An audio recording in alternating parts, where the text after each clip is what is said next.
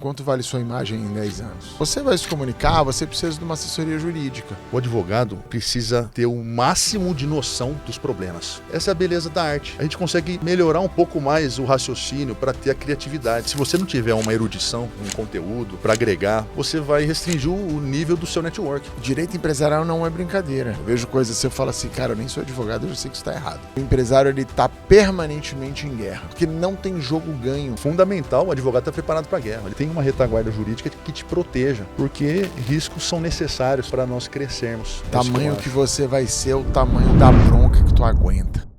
Boa noite, boa noite, boa noite. Bem-vindos a mais um Rodricast. E hoje continuamos falando sobre luxo. E agora vamos falar sobre atendimento de luxo boutique no setor de serviços, com um advogado das estrelas de São Paulo e dos grandes empresários, o doutor João Paulo Campos. Meu querido, muitíssimo obrigado pela sua presença aqui. Prazer estar aqui, meu amigo. Muito obrigado pelo convite. É uma honra estar no Rodricast. Tanto tempo eu venho assistindo e fico contente por estar sendo aqui um convidado hoje. Que legal, cara, que legal. Estou muito feliz que você está aqui hoje. A audiência não sabe, mas eu e o João, a gente já se conhece há bastante tempo, né? Com certeza. E aí eu venho acompanhando essa trajetória, né? Como é, cara, assim, atender pessoas tão importantes? Como que você lida com isso, cara? Olha, a gente vai falar o nome delas aqui, mas fica aí por imaginário de vocês. As pessoas famosas, essas pessoas, elas são pessoas normais. Eu acho que o grande segredo é você tratar elas no mesmo nível. Pessoas que gostam, têm as suas vidas normais, elas praticam os seus esportes, elas têm a vida comum delas, os seus hobbies. E você tratando ela de igual para igual, elas acabam se sentindo muito queridas e isso facilita no tratamento. Sim, é horizontalidade, né? Você ter Exatamente. horizontalidade com as pessoas é uma coisa que é extremamente importante. E assim, eu te conheço e sei que você tem horizontalidade, a gente tem essa característica, né? Que a gente conversa com todo mundo. Com certeza. Com todo mundo. Sai eu e João, parece dois deputados federal. A gente cumprimenta as pessoas, né? Todo mundo, abraça o porteiro. E tudo. O pessoal da frente do hotel lá, né? Onde a gente... Exato. Então, é muito legal porque tem essa facilidade com as pessoas. A gente sabe, trata as pessoas pelo nome e isso também traz qualquer pessoa, né? Qualquer pessoa traz ela para junto. E aí, tratando qualquer pessoa dessa forma, as coisas acabam fluindo e acabam se dando. E, cara, e uma coisa assim, a gente faz 2 entrevistas aqui por dia, né? A gente divulga elas aí uma vez por semana, ou a cada 15 dias, mas a gente estava conversando com a Manu Berger, que é especialista em luxo. E a gente estava falando sobre isso, que o atendimento é extremamente importante no luxo, né? Que é a experiência personalizada, o entendimento. E, cara, quando eu vejo a profissão do direito, em que você trabalha com demandas específicas de cada cliente, necessidades específicas, eu fico me perguntando por que não é um setor onde existe, obviamente, quando você fala dos grandes escritórios, tá? Mas eu vejo, na média geral do atendimento do advogado no Brasil, uma despreocupação com o atendimento absurda. E você não é um cara que tem essa despreocupação, né? De onde veio isso para você? Olha, Rodrigo, eu tenho uma frase muito legal que eu tirei de um livro da literatura do direito, que o advogado ele deve ser como um alfaiate da lei.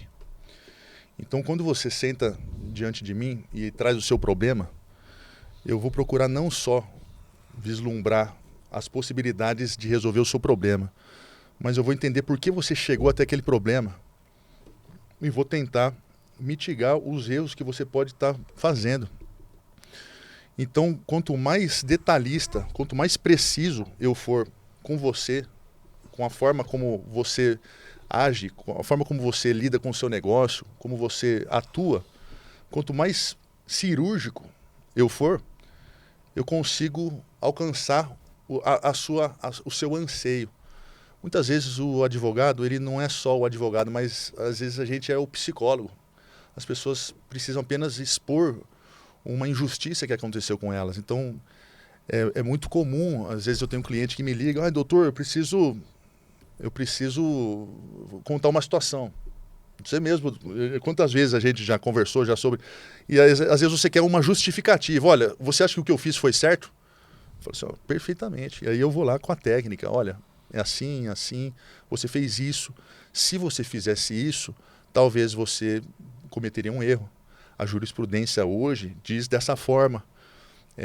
Então, é tratar o cliente e fazer ele sentir especial também, fazer ele sentir que ele entende, conhecedor do problema dele e, de certa forma, até ensinar alguma coisa para ele, se for possível. Cara, eu vejo hoje, né, em que a maioria dos profissionais ou está se comunicando na rede social ou tem o desejo de se comunicar na rede social. E quando a gente entra no campo da comunicação, a gente, de alguma maneira, entra no campo da fama. Mesmo que você tenha um perfil pequeno, você é um cara nichado e você está se comunicando no mar aberto. Exato. Eu falo, você está construindo provas contra você mesmo o dia inteiro. Exato. E aí eu brinco com as pessoas, eu falo, cara, você vai se comunicar, você precisa de uma assessoria jurídica. Porque, por exemplo, eu sou bem nichado ali, você me conhece, eu evito certas pautas porque elas não têm nada a ver com aquilo que eu faço.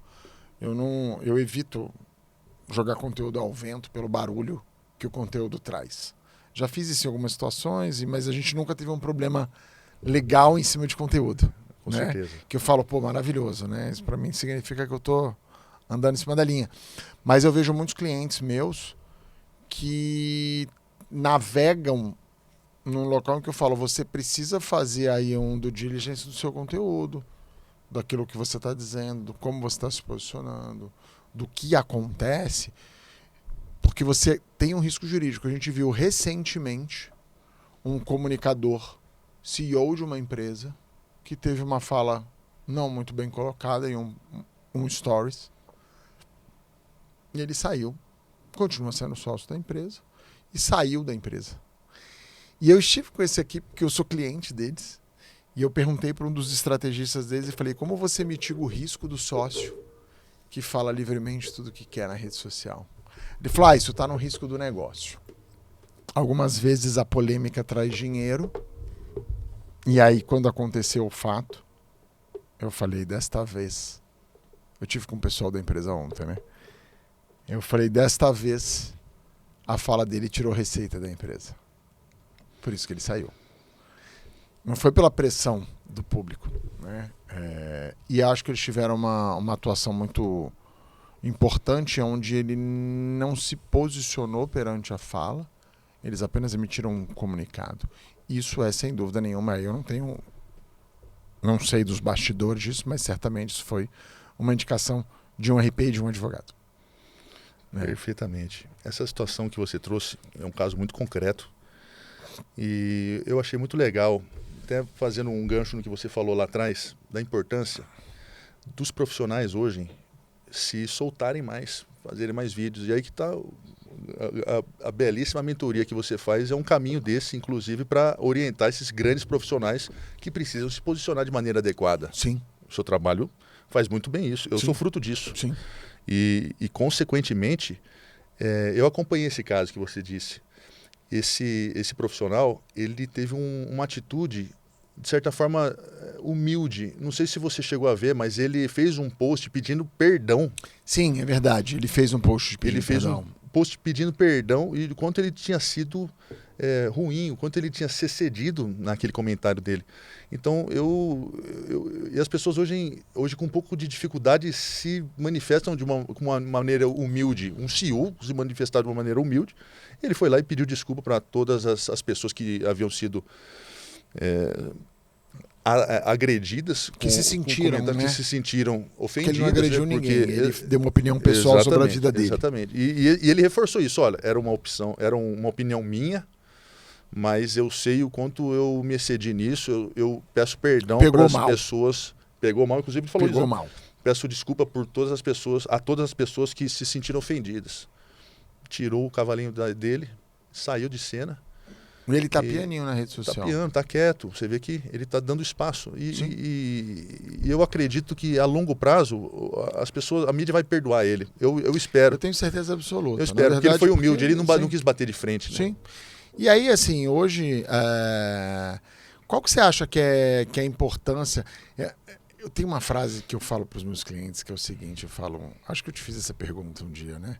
Eu falei, João, quanto vale sua imagem em 10 anos? Né? É uma coisa que a gente não sabe metrificar. Não sabe. Eu não sei quanto que você vai valer daqui a 10 anos. Uma empresa, você consegue mensurar ela por quanto ela fatura, por qual é o lucro que ela tem operacional, a possível alavancagem. Mas e o quanto que uma imagem pessoal fatura? Certo? E aí, um risco jurídico numa imagem, quanto custa para o profissional? Né? Quanto mais preparados os profissionais estão com um advogado, com uma boa assessoria, alguém atento, alguém que pensa antes mesmo do seu cliente, é fundamental. Mas, ao mesmo tempo, a pessoa não pode se sentir paralisada, ela não pode se sentir rendida diante de uma oportunidade de fazer um vídeo ou divulgar uma solução. Os profissionais são assim hoje. Você sabe de uma história minha que eu acabei... Eu mesmo tenho me desbravado nesse mundo como advogado mesmo, né? Às vezes a gente, como advogado, tem os receios, porque o código de ética do advogado ele é muito restrito, ele é duro, muito exigente. Ele é duro. Ele é muito duro. Ele é duro. E nós temos colegas aí da advocacia que muitas vezes colocam duas coisas na balança. Será que compensa eu cometer uma infração ética? Aqui eu vou perder tanto? Ou compensa eu soltar essa mídia, esse conteúdo e ganhar uma boa grana com isso daí? Então, tem uns que falam, olha, compensa. E solta. Precisa penalizar de verdade. Vou dar o meu ponto de vista e eu não sou da OAB. Eu acho que a OAB precisa mudar as regras de exposição porque o mundo mudou. É muito conservador, certo? né? Antigamente, o advogado não pode fazer publicidade. Então, aqui tem um advogado. Isso não existe, gente. Pelo amor de Deus. Né? Como é que você encontra? Mas existia uma situação que você tinha poucos advogados no Brasil. Você tem uma quantidade enorme de advogados de diversas especialidades. Né? Cada vez tem uma coisa mais especializada. E, enfim, eu acho que o código de ética do OAB deveria mudar. É uma opinião minha. Eu não sou advogado, então eu estou livre para opinar sobre o que eu quiser. Concordo. E aí, entrando nesse gancho, o que você acha dessa exposição muito midiática que a gente tem visto aí da profissão de advocacia? É a associação da profissão com alto luxo, principalmente com bens de consumo de alto luxo. A advocacia, ela proporciona, se você parar para pensar, o advogado, a profissão do advogado é uma profissão, de certa forma, que envolve um certo glamour. Para falar com para eu ter uma audiência, eu vou precisar botar uma gravata, eu vou precisar estar de terno, devidamente com a indumentária, né? Com a indumentária devida, eu vou precisar ter todo esse cuidado. Quantas vezes a gente vê, eu acho um exagero. Existe cerimonial na profissão. Todo esse cerimonial, aquela excelência, né? Então, tem juiz hoje que eu acho um exagero, mas tem juiz que não gosta de ser chamado de doutor, ele quer ser chamado de excelência. Então, assim... Mas o pronome de tratamento a ele. Exato. Ao mesmo tempo, eu vejo que a profissão do advogado, ela por si só, ela tem uma certa compostura, um certo luxo. Você pode colocar um terno que você comprou na esquina, ou você pode colocar um Hermenegildo Zenha, você pode gozar desse, você pode vestir um Ferragamo, você pode também colocar um outro sapato. Então, é uma profissão que você precisa estar bem vestido. E quanto melhor vestido, melhor é o nível dos seus clientes. Imagem importa nessa profissão. Cara, completamente. Porque o advogado é aquele que fala, né? Advocare, aquele que fala por... É um representante. Exatamente. Como é que é? E se eu chego aqui de qualquer jeito, uma camiseta, assim, uma bermuda... Você, sinceramente, você teria orgulho de falar, olha, meu advogado, meu advogado. Eu teria, porque você é um cara que eu sou fã. Mas eu entendo o que você está falando. Exato. Então, o advogado está muito aí, intimamente ligado no mercado de luxo. Um advogado que chega com um belo carro, a gente tem um exemplo aí do Nelson Eiras, por exemplo. Sim. É um cara que se formou na mesma faculdade que eu. Sim. E se você vê de onde ele saiu e até onde ele chegou, é um cara que... Quem que não quer ser defendido por uma pessoa que é bem relacionada, uma pessoa que resolve os problemas, uma pessoa que chega de Rolls Royce, por exemplo. Então, tem toda uma questão que valoriza, que valida a postura do advogado, está intimamente ligada ao luxo, não adianta. Sim, sim. E é uma coisa que o OAB vai contra. Completamente. Né? Completamente. E aí deixa eu te perguntar uma coisa, você tocou num ponto que eu acho legal. Eu acho que a profissão da advocacia é uma profissão do conhecimento e da erudição, né? São eruditos, né? Você precisa ter uma boa bagagem de conhecimento, você precisa ter uma habilidade de sustentação oral muito boa, né? Uma oratória muito boa. Mas você acha que hoje é mais importante para um advogado ter sucesso a erudição ou o networking? Nossa, que pergunta boa, hein? Eu posso dizer que os dois são fundamentais. Sim. Os dois são fundamentais, porque se você não tiver uma erudição, se você não tiver um conteúdo, algo para agregar, para somar numa mesa, você vai restringir o nível do seu network. Como é que você senta diante de um CEO se você não tem um mínimo de vocabulário, um mínimo de conteúdo, né? uma bibliografia, leitura, né? Eu estou fazendo mestrado agora em Direito Empresarial e tem uma matéria que é voltada para as artes, direito e arte. Que tem tudo a ver e que você adora. Cara, eu adoro. Que é um assunto que eu vou entrar já. Eu sou apaixonado. Então como é que faz? Você consegue descobrir o direito se você tem leitura, se você já leu o Processo de Franz Kafka, por exemplo. Você agora que pega um processo, você entende que é um injustiçado, por exemplo. Aquela pessoa que fala assim, olha, mas eu não fiz isso. Aí você pega o livro e começa a folhear. É a primeira folha, assim, se tiver curiosidade, não sei se você já leu, mas pega a primeira folha, você já entende o que é você estar diante de um julgamento onde você não sabe pelo que você está sendo julgado, você não sabe qual que é o tribunal, mas você precisa se defender de algo que eles não explicam claramente, você vai ser preso e um mandado de prisão. Então, que dá todo esse conhecimento? A literatura clássica, que eu sou apaixonado. Sim. Então, eu lembro de uma defesa que eu fiz, inclusive, de um caso que eu peguei, um cliente, ele tinha... O juiz não tinha se atentado ao ponto que eu tinha trazido. E eu escrevi na tese, excelência, que não façamos o que foi feito com Joseph K., que é o nome do personagem do processo de Kafka. Então o juiz que lê um negócio daquele lá, falou, olha, não estou falando com um cara que... Não estou falando com um coitado aqui. Com um iletrado. Estou falando com um cara que conhece, né? Um outro caso que eu peguei muito interessante também, que fiz um link na história de um santo, inclusive, chamado Felipe Neri. Ele conta uma história muito interessante. A situação era mais ou menos o seguinte. Qual que era o caso concreto? O caso concreto é que eu tinha um cliente e num grupo de WhatsApp falaram mal dele. Queimou a imagem dele. Ele é da área da arte também e tal. O cara tem um trabalho muito legal. E aí ele veio, olha, doutor, aconteceu isso. Eu falei, muito bem.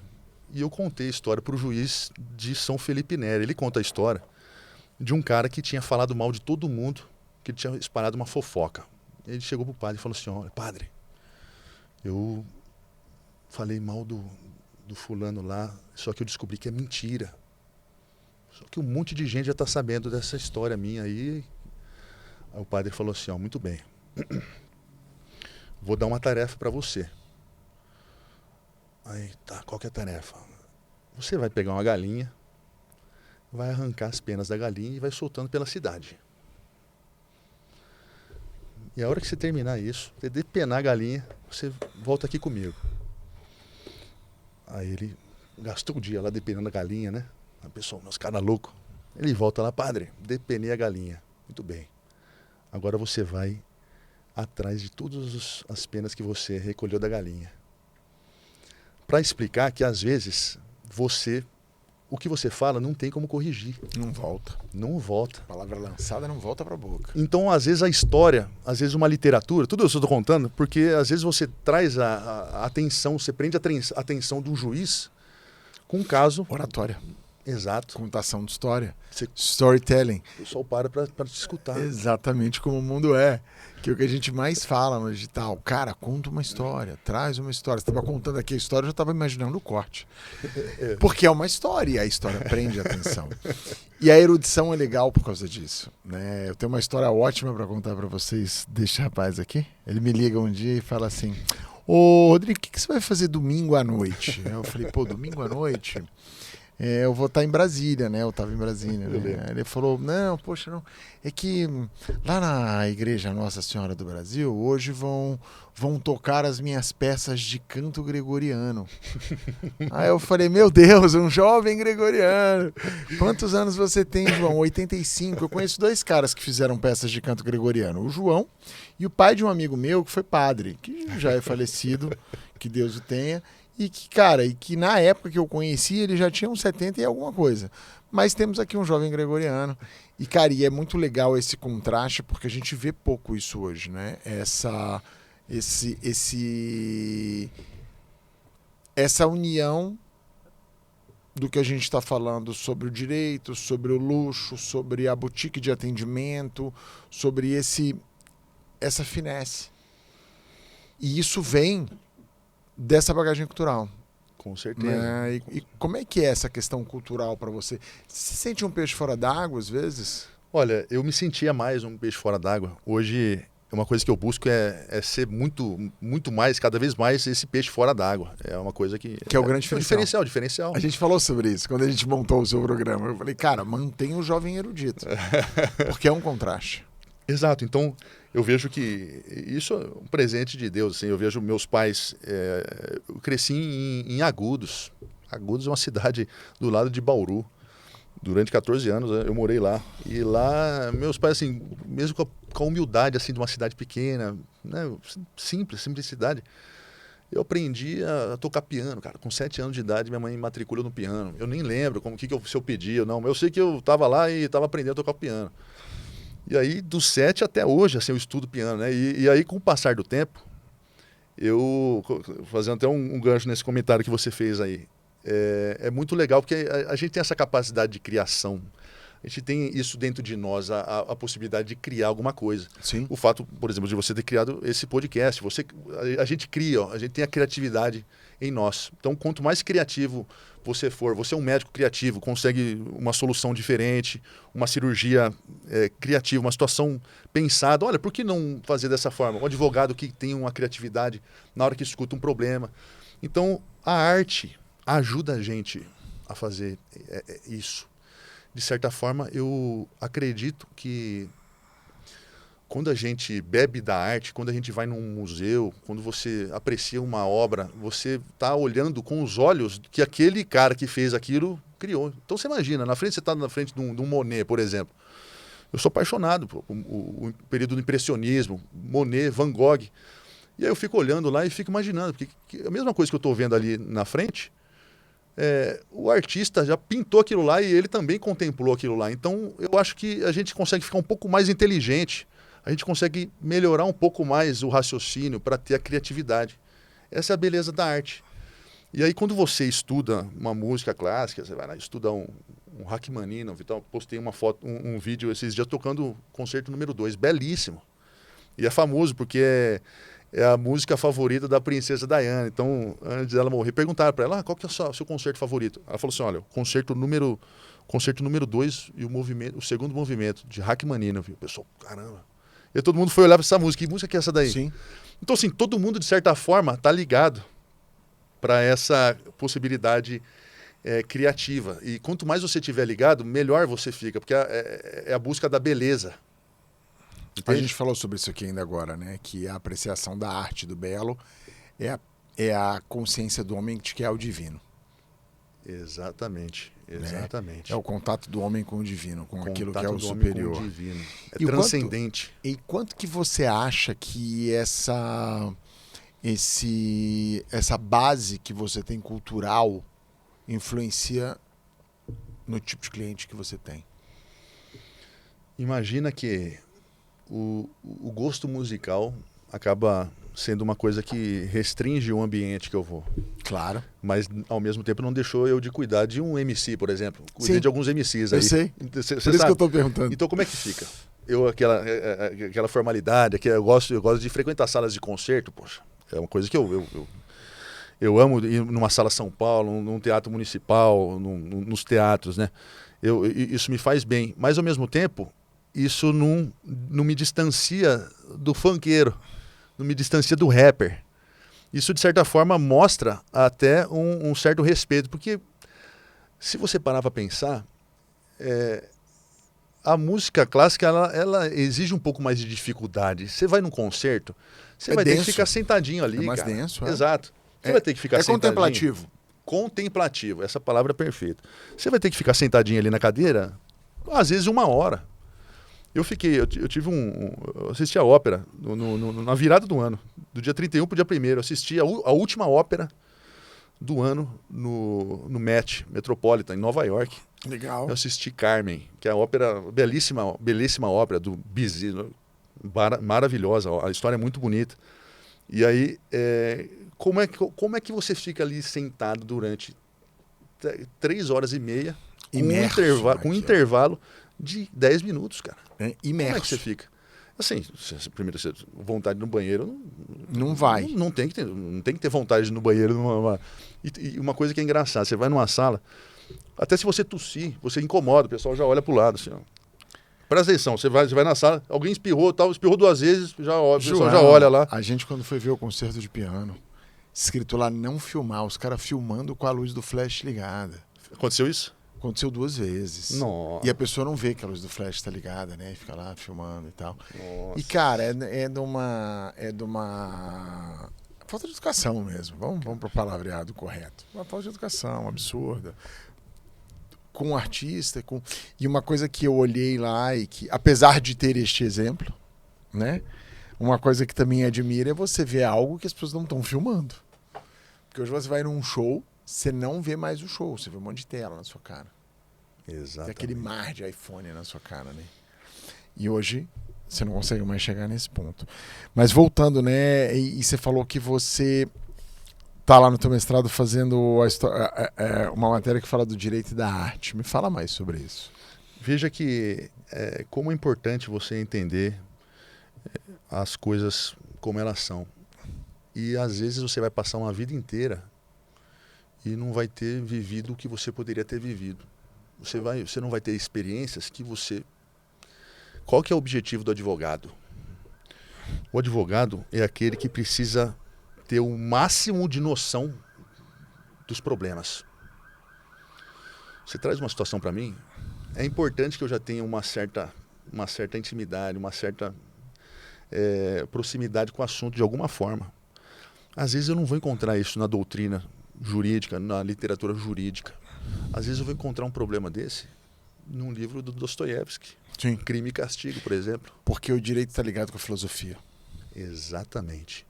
E como é que eu consigo interpretar a sua situação? Porque aí, conforme você vai trazendo o problema para mim, eu estou lembrando, olha, isso aí aconteceu no livro lá, aconteceu usando o Conde de Monte Cristo lá. Isso aqui é vingança, pô. Ele quer se vingar. Pera aí, meu parceiro, meu caro, não parece muito justo isso aí que você está falando. Parece que você está se aproximando de uma situação que se chama vingança. Você quer se vingar, você não quer justiça, você quer vingança. Então, esse mestrado tem sido importante aí, porque tem mostrado a importância da gente estar sempre muito aberto às opções, às oportunidades, às circunstâncias. Então, às vezes você não vai saber o que passa na cabeça de uma mulher, por exemplo. Mas se você lê o livro do Orgulho e Preconceito, por exemplo, que é outro belo livro de Jane Austen, né? Você lê um livro, você vai ver como é que funciona a relação da mulher lá, como é que a mulher pensa, e aí o autor descobre, e você vai criando intimidade com os seus clientes. Então, é uma grande sacada do mestrado aproximar o advogado da arte, que pode... E não só dos livros, que eu estou falando de livro, mas e os filmes? Sim. Você assiste os clássicos, por exemplo, você aprende tanta coisa ali. Sim. Você vê as sacadas dos grandes diretores ali que... E é isso, é a arte, a beleza do cinema, a beleza da literatura, a música. Às vezes eu estou trabalhando lá, estou escutando Miles Davis, por exemplo. Sim. E eu fico mais inspirado ainda, né? Lembramos de você esses dias que a gente foi lá no Le Jazz. Nossa, toca jazz aqui, o Joãozinho ia adorar aqui. Exato, é uma coisa que traz, né? Sim. Então o advogado é esse cara que precisa estar envolvido com o máximo de circunstâncias possível. E essas circunstâncias não é necessariamente na vida. A vida só tem 24, o dia só tem 24 horas. Mas a vida você pode buscar nos livros. Sim, e viver coisas. Né? Exatamente. Você vive coisas que você, às vezes, não vai viver na vida. Essa é a importância. E você acha que isso vai se perder com o tempo? Porque hoje, cada vez menos, eu vejo pessoas mais jovens preocupadas com a arte mais rebuscada. Porque a gente fala, isso é arte, isso não é arte. É complicado hoje você definir o que é arte ou não. Né? Eu falo que a arte, se tem contemplação, está mais próximo da arte do que não. Mas existem movimentos culturais que eu não acho que eles são mais de entretenimento do que artísticos puramente dito. Ou seja, aquilo ali é uma música do momento ou uma obra literária do momento, né? Mas ela não vai deixar legado. Né? Ela não vai deixar legado. Né? E a rede social contribui para isso e tudo mais. Você acha que está se perdendo essa noção da arte clássica e esse apreço e aí tudo isso que você está me trazendo se perde? E aí onde eu quero chegar? Que existe uma relativização das coisas. Você acha que em algum momento o julgamento legal será relativizado a este ponto de uma coisa mais efêmera? Eu vou tratar um pouco do que você falou e vou dar a indicação de um documentário muito bom, de Sir Roger Scruton. Ele fez um documentário chamado Why Beauty Matters, porque a beleza importa. É genial, cara. Ele escreve sobre a beleza e ele é um cavaleiro da rainha, né, Sir? E tá no YouTube lá, você assiste lá e ele faz uma crítica dura a essa mudança que teve para a arte moderna. Uma opinião minha, Sim. Uma coisa particular minha, eu não sou muito chegado na arte moderna. Essa questão, por exemplo, do Champ, né, que ele fez a obra do mictório. Ele vai lá, bota o mictório em cima da mesa, assina, a minha arte está aqui.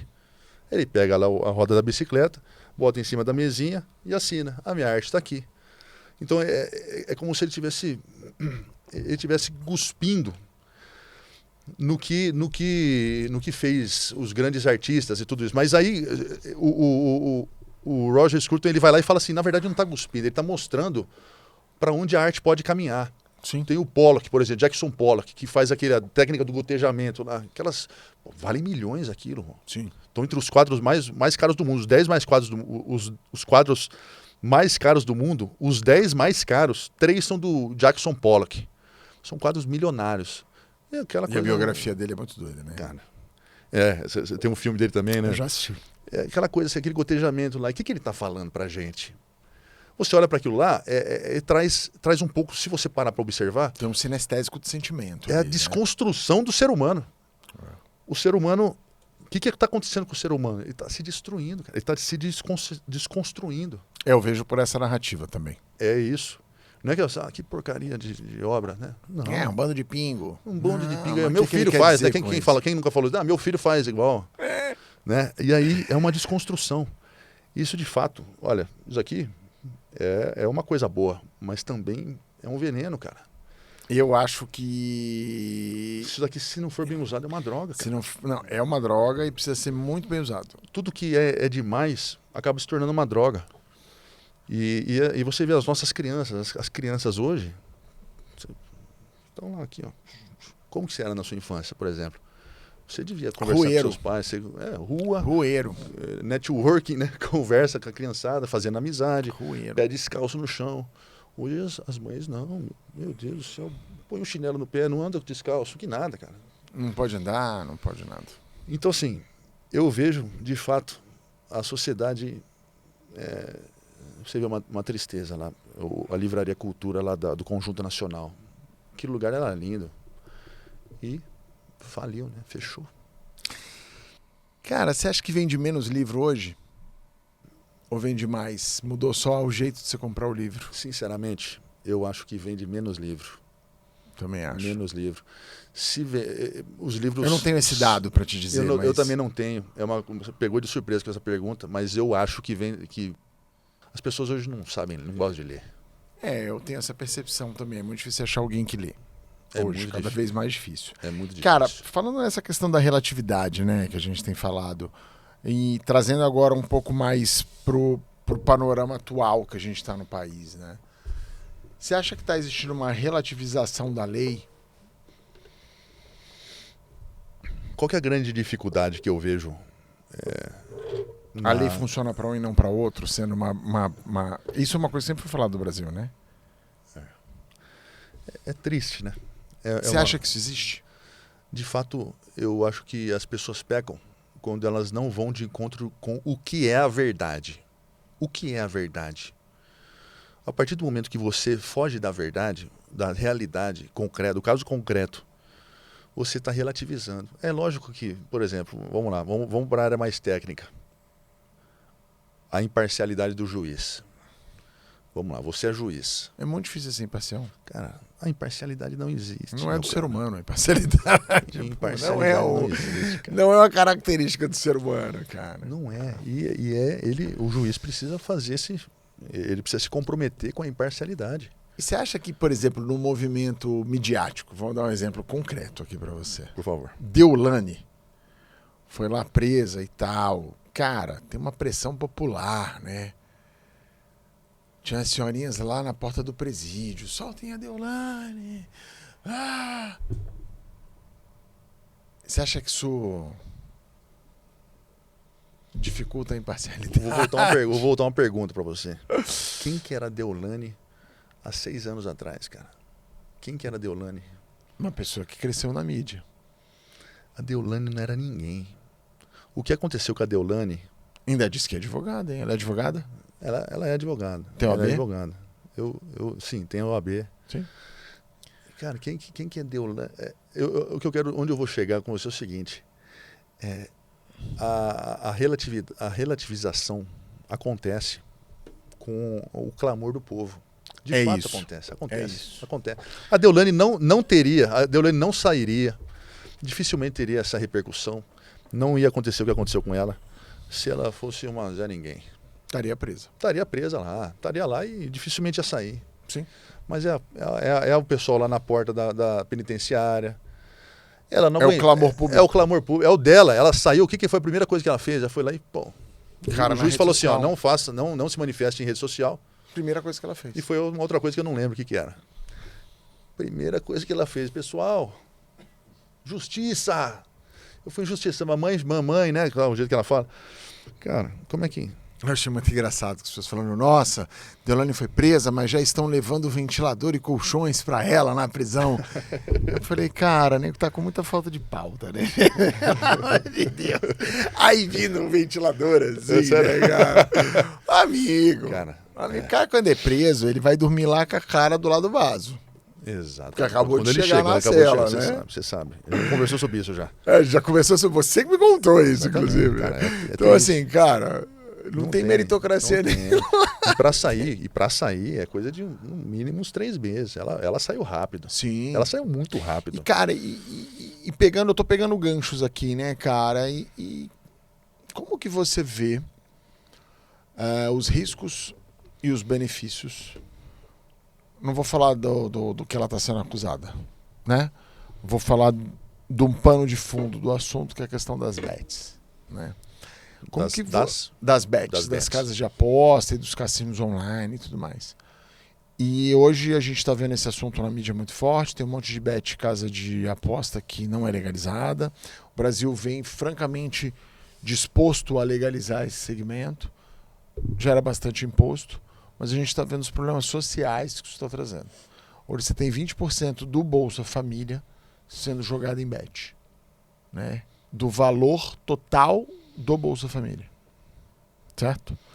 Isso está tendo impacto na cadeia de consumo de itens básicos, como compra de comida, pequenos varejistas. Cara, como que você vê tudo esse cenário? Eu sei que existe uma oportunidade no sentido de geração de emprego, quando você fala de um cassino físico, geração de emprego, geração de turismo, E nos Estados Unidos você tem uma cidade que vive do cassino, que é Las Vegas, certo? E aquilo movimenta, cara, um universo de coisas, e a gente também não pode ser tolo de achar que é nossa, só prejuízo. Não é.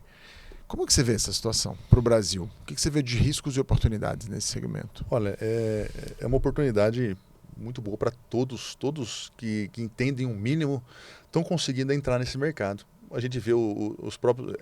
Não só uma oportunidade para nós, assim, mas para os clubes de futebol, por exemplo. Patrocinadores master são os bets. Todos os bets. Você imagina todos, eles mandam no futebol hoje. Exatamente. Acabou. Eu estava esses dias no Rio de Janeiro, lá eu vi um aviãozinho assim, ó.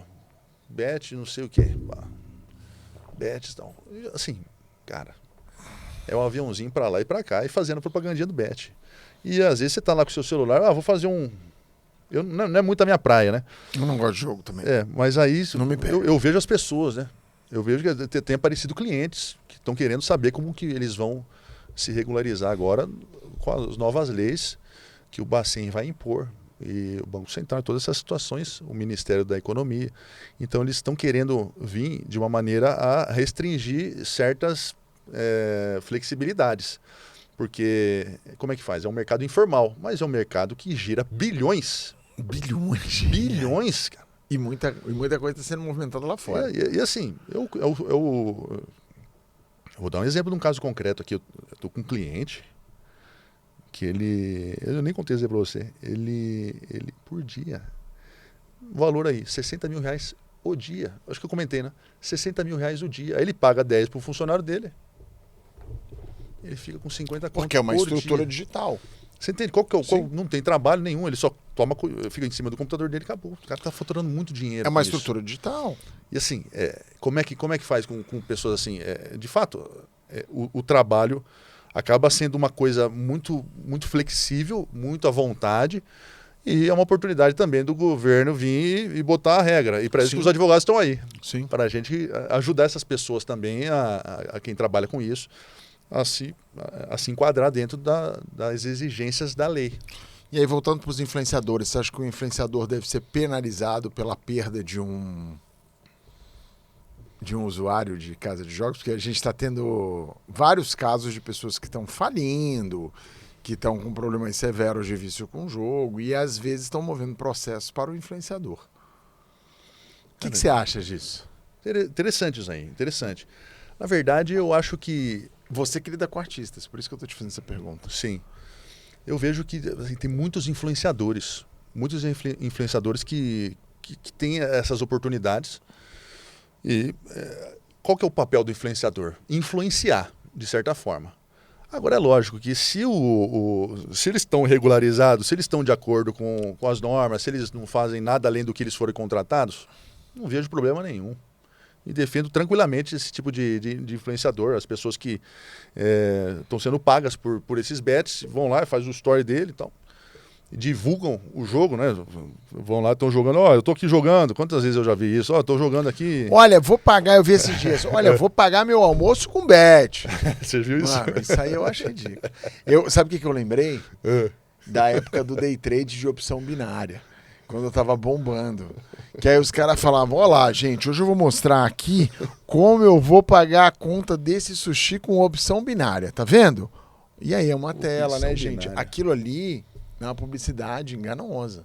Então, assim, o cara lá com opções binárias, com uma propaganda totalmente enganosa, vendendo aquilo. E é uma coisa que a gente tá vendo. E a gente sabe lá que o influenciador, ele ganha no quanto o cara apostou. Ou seja, o influenciador tem uma margem de sucesso no infortuito daquele que joga. Porque no jogo a gente sabe que quem ganha é a banca. Senão não dá lucro. O influenciador não tem culpa nenhuma disso. Ele está sendo contratado para divulgar, é um papel de promoção. Ele está promovendo a marca, ele está promovendo o contratante, no caso. Não tem por que ficar preocupado. Existem defesas claras. Agora, se o contratante apresentou alguma coisa, apresenta alguma irregularidade, aí ele precisa regularizar.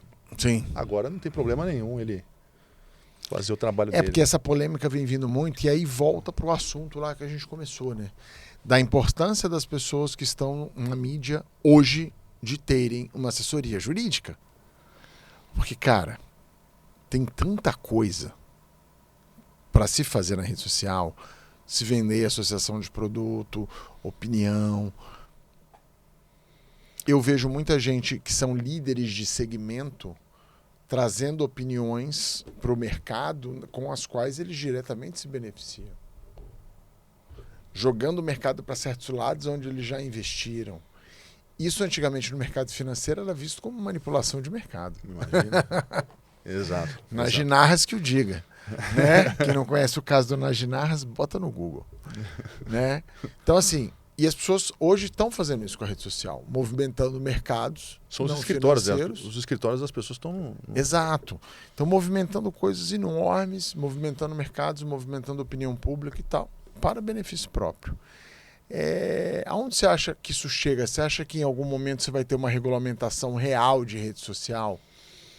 Eu acredito que o mundo, a tecnologia, ela vem caminhando e tudo vai mudando, tudo vai se atualizando. Ao mesmo tempo que tudo se atualiza, a lei também vai tendo que mexer. Então, se a pessoa não estiver bem respaldada, ela vai cometer inúmeros erros. Ela vai cometendo inúmeras infrações assim sem saber. E aí quando ela descobre uma multa lá, chega a carta para ela e ela tem que pagar uma multa sobre alguma coisa que ela nem sabia. Sim, sim. Então, como é importante você ter uma assessoria jurídica nesse sentido, para pelo menos você saber onde você bota o pé, para você saber se há algum risco dentro do seu mercado de trabalho, dentro do seu modus operandi, da forma como você lida com a vida. E é fundamental você ter um consultor nesse sentido, principalmente se você quer crescer. Não adianta. Você quer crescer, você precisa ter um advogado do seu lado. Que eu falo, quer crescer, tapa a bunda, amigo. Porque na hora que você ficar grande, cara, vai vir todo chuva. Mundo exato. O próprio Abílio Diniz tem uma frase que eu gosto muito dele, que ele tá palestrando assim, tá no YouTube isso aí. Ele fala assim, ó: se eu pudesse voltar atrás, eu não mudaria nada, mas eu me atentaria um pouco mais nos contratos que eu assinei. Então, um cara que tinha um nível de assessoria jurídica, exatamente, né? Mas eu me atentaria mais. Eu me atentaria mais. Né? Não falou, eu preciso me atentaria mais à minha equipe jurídica, mas sim ao que eu assinei. Exato. Porque assinou muitas coisas que se prejudicou, né? Se prejudicou. Então a pergunta é, será que ele não se atentou bem? Mas brigou, perdeu o cabelo. Qual que é a verdade aí? Ou ele não se atentou direito, ou o advogado que ele contratou não era... Cara, eu assim, sei de muitas histórias da indústria, inclusive da mídia e tal, de coisas absurdas, tipo o cara passar a minuta de contrato pro cara assinar, o cara meter cláusula e voltar a minuta assinada, o outro assinar de volta. Nossa. E depois ir pra justiça. Eu já ouvi histórias de pessoas que fizeram essas coisas me contando e conta, tipo assim, acharam muito engraçado. Eu acho massa, né?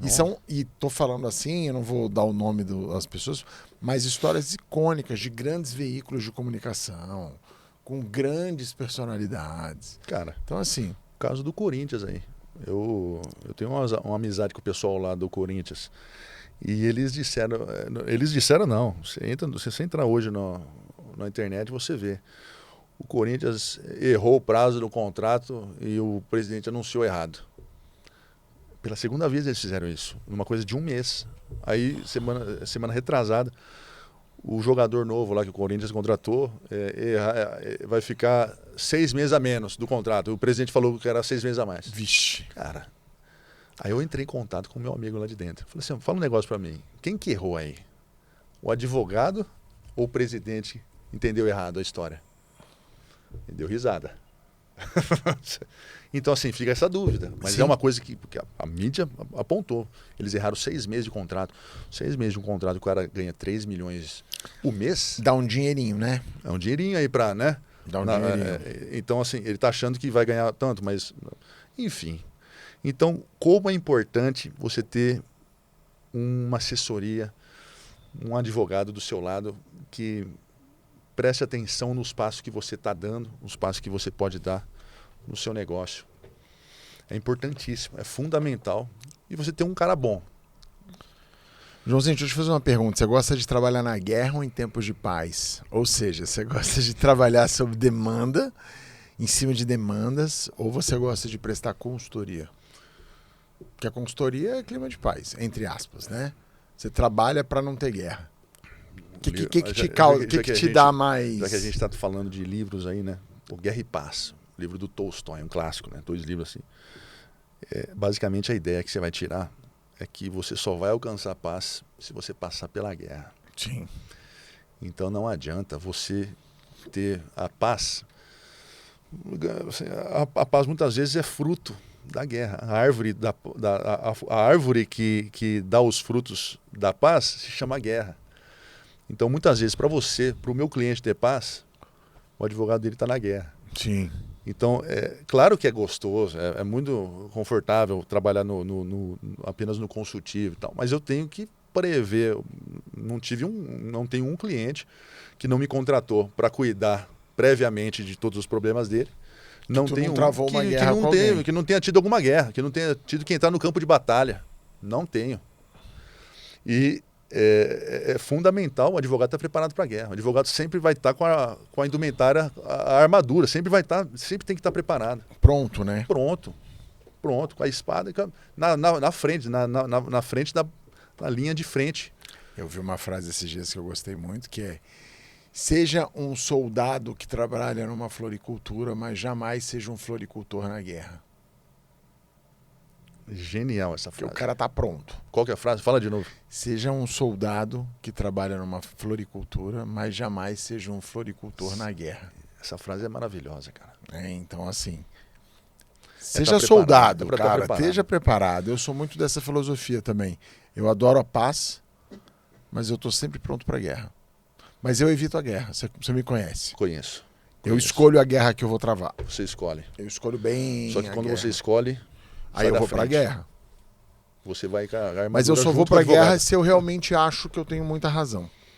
Se eu ficar em dúvida se eu tenho razão ou não, ou achar que o esforço que aquela guerra vai ser travado vamos ver o que dá. Não é assim. Conveniente. Só entra pra ganhar. Não é conveniente ou não é lucrativo o suficiente do ponto de vista do prejuízo. Aí eu falo, putz, quantas vezes a gente já abriu mão de coisas? Falar, quantas vezes nem vou entrar nessa história. Você fez o cálculo, você fazia o cálculo assim, né? Você é um cara que gosta dos números. Eu gosto de aquele número. Cálculo, assim, aquela mesa lá que aí você vai explicando. Ó, aqui tudo. Aí eu vou entender. Advogado tem dificuldade de número, né? Não precisamos chegar dos números. E você é o cara, não, porque ó, aí você faz aquelas continhas lá. E eu acho que todo mundo tá entendendo. As contas que eu tô fazendo. Aí os caras estão entendendo nada que você tá a piada interna, ninguém entende, cara. Aí você fica lá, tá ali olhando pra mim. Ninguém entende essas porra que tá...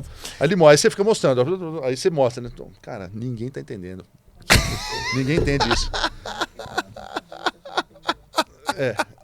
Bom feedback. Pessoal, agora eu vou fazer um curso de cálculo matemático. Então, assim, nós mesmo, quantas vezes você falou assim, João, compensa ou não compensa? Que é causa... Eu não posso dizer que a causa ganha, mas é favorável, é favorável a minha causa aqui? Cara, perfeitamente favorável.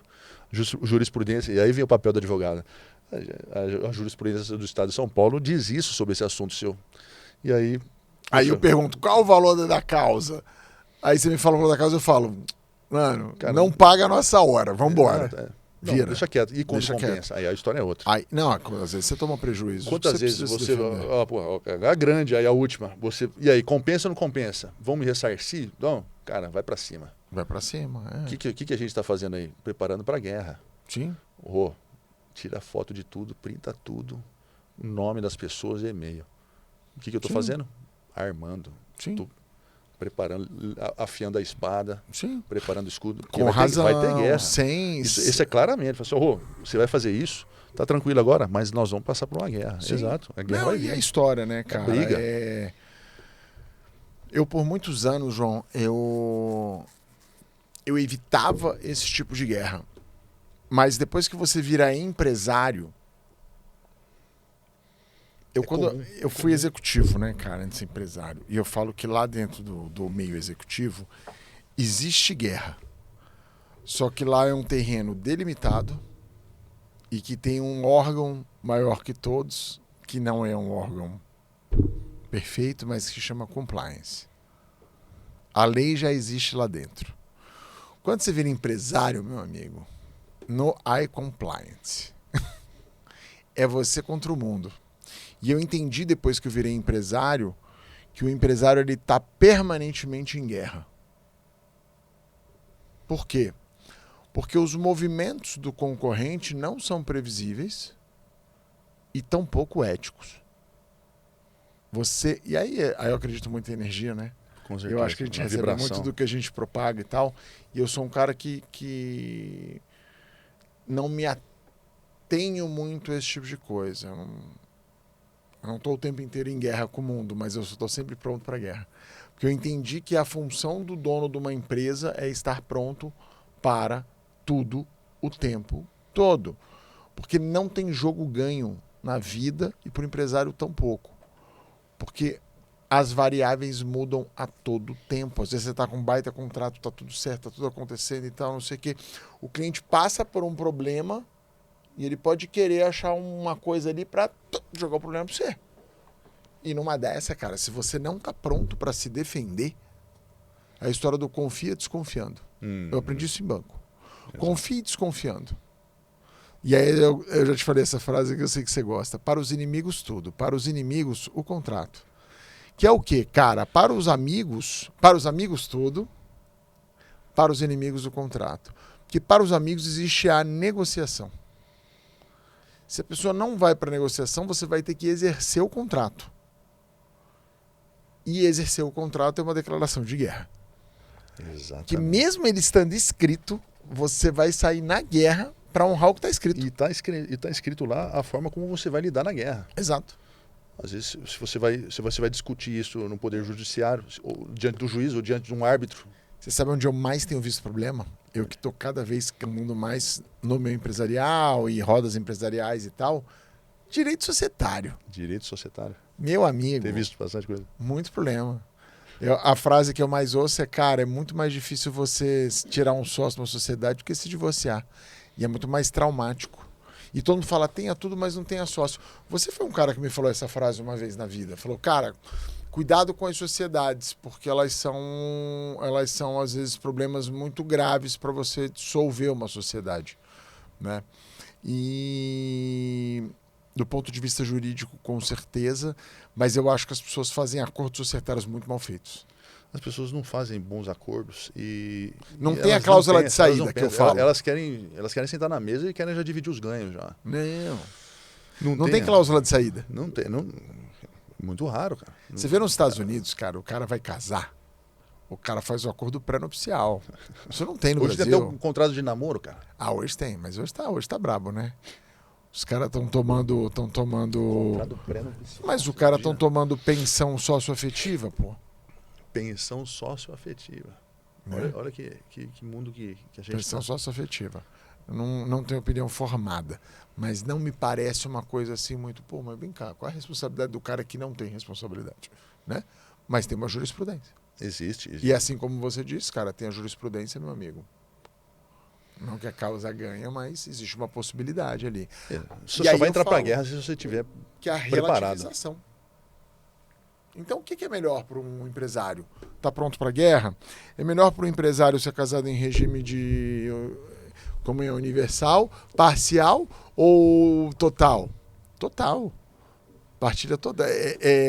Não pode, porque aí você protege o cônjuge. Você falou. Protege o cônjuge. Exato. E hoje você se envolve desconfiado, né? Você usou uma frase assim, como que é? Você confia desconfiando. Você confia desconfiando. As pessoas hoje, elas não são tão confiáveis assim. E, de fato, uma sociedade é como um casamento. Você vai ter um sócio, você está casando, é um casamento, cara. Sim. Você tem que saber lidar com o seu sócio. E saber o que pode acontecer, porque é muito desconfortável. Você já deve ter passado por isso. Você está assinando um contrato lá com o seu sócio e você está colocando lá, olha, se a gente romper, se eu fizer isso, você vai fazer isso. Se você agir dessa forma aqui, você vai pagar isso. Aí imagina, isso nunca vai acontecer. Não, que isso, cara, se prepara para a guerra. Então o que eu digo para você, relacionado a isso, se você, como meu cliente, por exemplo, você não precisa estar preparado para a guerra, mas é importante ter alguém do seu lado que esteja. preparado. Você acha que existe um amadorismo ainda nos empresários brasileiros com relação a isso? À proteção? Muito amadorismo. Eu acho. Eu vejo muitos empresários que vêm me procurar depois que já está com o negócio pegando fogo. Com o trem, que eu falo. Com... Você é uma rara exceção de um cara que não tava pegando, nunca pegou fogo, pelo menos. Você sempre tranquilo, sempre mitigando riscos e tal, sempre. Eu tô sempre na... Você sempre que eu te falo, eu tô pronto para guerra, mas eu não quero entrar em guerra. Difícil, mas o que eu mais vejo, o cara já vem com a empresa pegando fogo.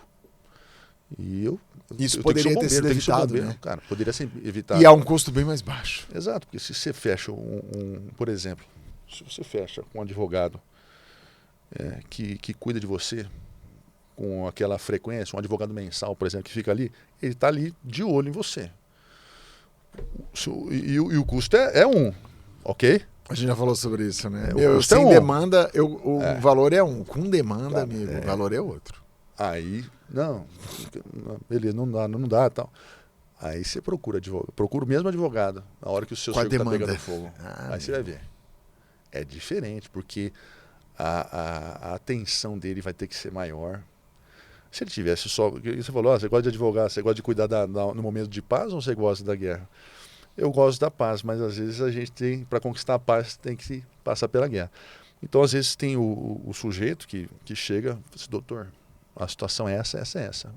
Aí tá BO, já tá com o BO estourando já, o circo já tá pegando fogo, já tá... Cara, e eu tenho que ir com o extintor de incêndio, o advogado é esse, né? É o bombeiro, o advogado é o bombeiro. Vai vir tem pra que apagar o fogo. Ou, e se você já vem todo queimado, é que você não se queime mais. Não morra, né? Você não morra, não. Exatamente, tem que salvar você. Então, os empresários muito imaturos, hoje, a maioria deles, que não tem um cara à disposição que vai pra guerra para você. Não tem assessoria. E aí, a hora que o bicho pega, aí fica mais caro. Então, o que é melhor? Você pagar menos, mas tá ali preparado? É como se fosse um seguro, né? Ou você, só que a hora que o bicho pegar, a hora que o trem pegar fogo. Direito empresarial não é brincadeira, ainda mais no Brasil. E é o que mais movimenta. Exato. Quando você fala do tributário, o cara já ficou maiorzinho, ele já quer um tributário, porque ele sabe que ele vai conseguir ali pegar uma alíquota menor, uma isenção aqui, outra ali e tal. Mas o direito empresarial contratual, cara, a gente vê coisas assim obscenas. Obscenas. Boa palavra. Obsceno. Eu vejo coisas assim, eu falo assim, cara, eu nem sou advogado, eu já sei que isso está errado. Obsceno. É o nível do cliente, né? O cara mas já tem uma noção já, né? E, Joãozinho, o que você deixa? Estamos caminhando pro final. E, dava para ter mais 3 podcasts aqui. Joãozinho, o empresário hoje, ou o artista, ou o cara que quer se comunicar na rede social, que tem a empresa, que vai, de alguma maneira, aumentar a possibilidade de ganho dele. Eu falo para as pessoas, se você vai aumentar a sua possibilidade de ganho, naturalmente você vai aumentar o seu risco. Com certeza. Não tem ganho sem risco no mercado. Eu vou lá pôr a cara tapa lá na rede social. Do caramba, você vai ganhar mais dinheiro, mas você vai ter riscos que hoje você não tem. Porque risco está intimamente ligado ao retorno. Lê Axiomas de Zurich que fala sobre isso lá. Se você está dormindo tranquilo, você está tomando pouco risco. Nossa. Tá dormindo tranquilo, boa, João? Tá tomando pouco risco, porque tá ganhando mais dinheiro. Muito boa. Então, essa é ótima. E aí o cara... O que você falaria para esse empresário hoje? Esse empresário, primeiro, eu sinto que, concretamente, não pode deixar de avançar. Não pode deixar de buscar novas oportunidades de avanço financeiro. Não pode deixar de buscar oportunidades de criar vínculos, de expandir.